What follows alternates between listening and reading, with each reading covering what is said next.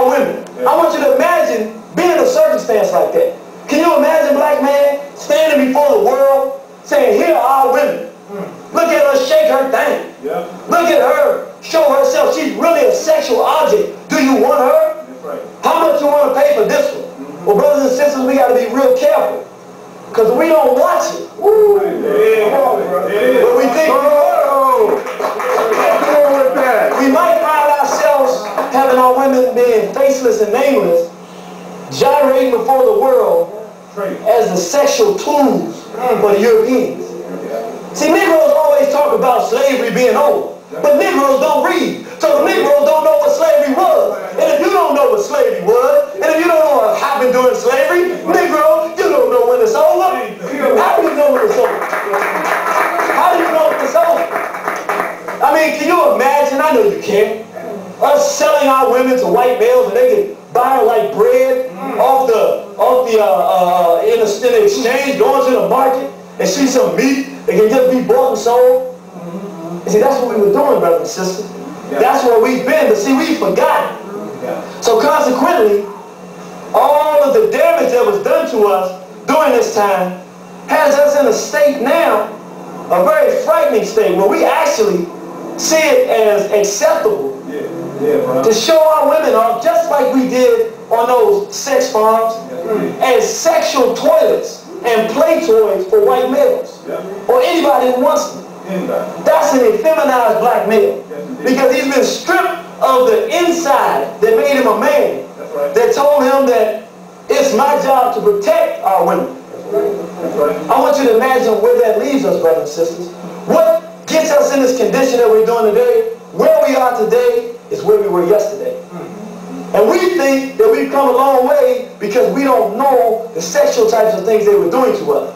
And consequently, we're destroying ourselves before the world. We're telling the world that we want to be destroyed. We're telling the world that our women are here for sexual exploit. That's what they're here for. And we're not men because we're not here to protect them. We're here as salesmen to sell them to you.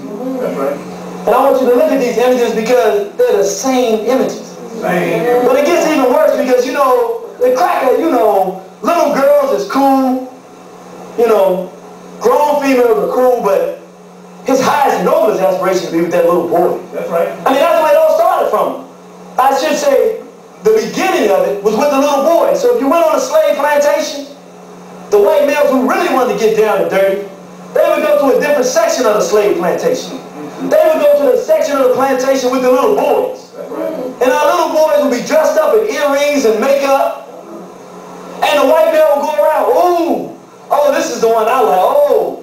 And they would be made to act as females and presented as females. And the whites would oil our bodies up, the little boys up, and makeup, put the makeup on them, and the earrings, and sell them on the meat market. This is the feminization of black people, where the whites begin to see us through their own sick, sordid eyes, and then we begin, under the system of slavery, to act those very things out. These are the things they did to us. And so, can you imagine black men, us walking crackers around, showing off black males and black children as sexual objects to the world? This is what we did. Our little girls and little boys. So our whole minds are being devastated. And like I said, if you don't know where you've been, then you can't quite recognize where you are. Can you imagine the day that we could take children and make them look like they're adults, ready for sexual exploit, and be acting these things out before the world and saying little black babies are really adult, and they can do adult things, which means they're ready for any sexual exploits that you might have. Our own children. If we don't know where we've been, we don't know where we are. We don't know what we're heading for. But I tell you what, it only gets worse because, see, those little black boys who were molested and raped in that way, well, then they get older. And so they had something for those little boys. They had a specific job for those little boys. But as you can see here, even though we think it would be impossible for us to put our children before the world as sexual objects, it's because we don't know where we've been and what we've been through. But he said his highest and noblest aspirations was what? To be with a grown man. So they even had places where they had these brothers under sheets like they were museum pieces. Grown black men, bought at the highest prices so that whites could take them back for sexual exploits. Now, these little boys were on that plantation, on these sex farms. Once they became older, because all they knew was pain and savage hurt, they were then taken to places called breeding farms. And they were put in stables, in a stable like you would put a horse. And so their minds were devastated. And they would think like you would be on a savage level. And so these little boys who have been savagely raped were now used for the purposes of taking young black girls. She may be 12. She just reached puberty. She just began to have her cycle, and the white male plantation owner wants her to have what he called puffs. So that she could have puffs, he would take her to the breeding farm. And they would go to the breeding farm, and it would be brothers, just like brothers behind jail cages. And the brothers would be reaching out from behind the cages. And they would say, I want her.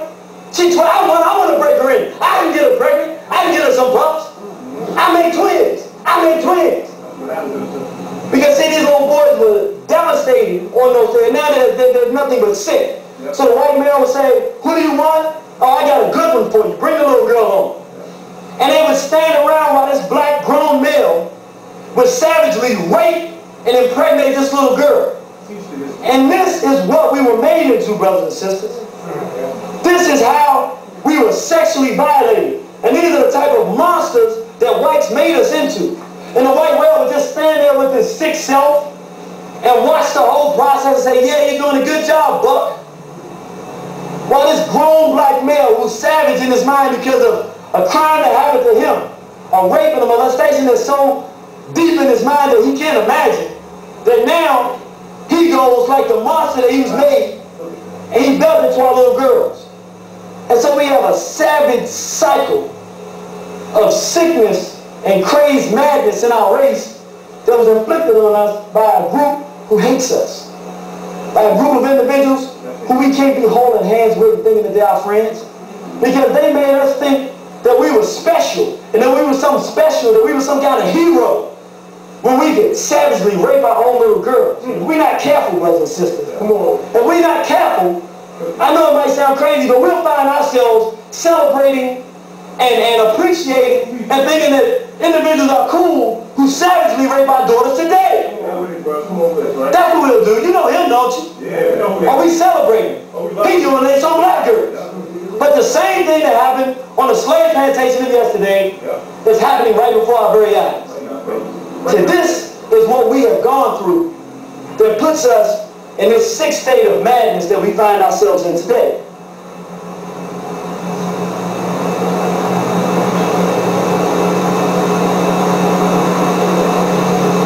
And so, as we go on, hope everybody okay? Yeah. We wanted to go through that. I know it's tough, but it's real tough. But see, we got to deal with this maturely. We can't turn away, because this is what's going on right next door to us. Some of us don't got to look next door.